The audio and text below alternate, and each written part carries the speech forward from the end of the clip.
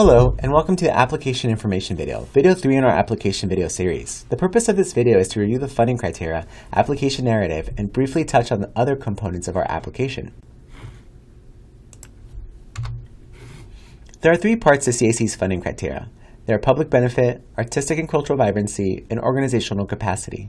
Public benefit carries the most weight, and that is true for both Project Support 1 and Project Support 2. Why does the funding criteria matter? The funding criteria helps to ensure a transparent review of all applications. Panelists use the funding criteria to score your application, including the narrative, budget, and support materials. If your application shows evidence of meeting CAC's funding criteria, you'll be eligible for funding.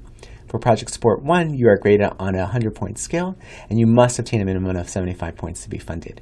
For Project Support 2, any application that demonstrates evidence that it meets each of CAC's 3 funding criteria will be recommended for a Project Support grant at full funding or partial funding.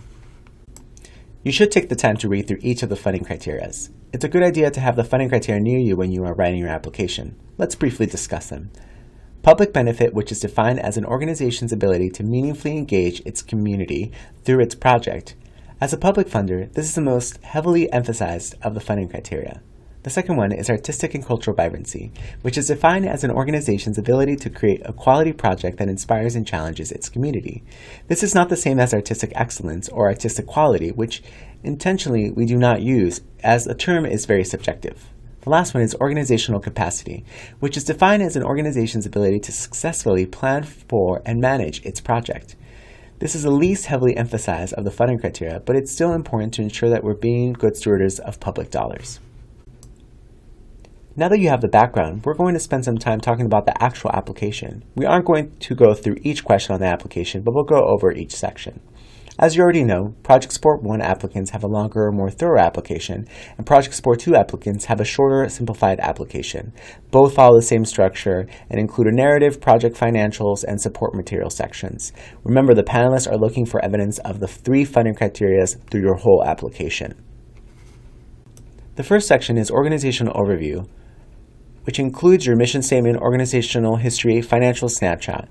Many of these fields in this section will be pre-populated and fully reviewed, but you should review and update if there have been any changes. The next one is your project basics. Title, summary, total projects, amount requested from CAC, project dates and location, number of expected participants/audience members, and fee or fee base is all included in this section. The next part is the narrative questions, which can be found in the guidelines, page 15 for Project Support 1 and page 13 for Project Support 2. The first narrative question is the same for both applications, and it asks you to define your community. Every project will be serving a different community.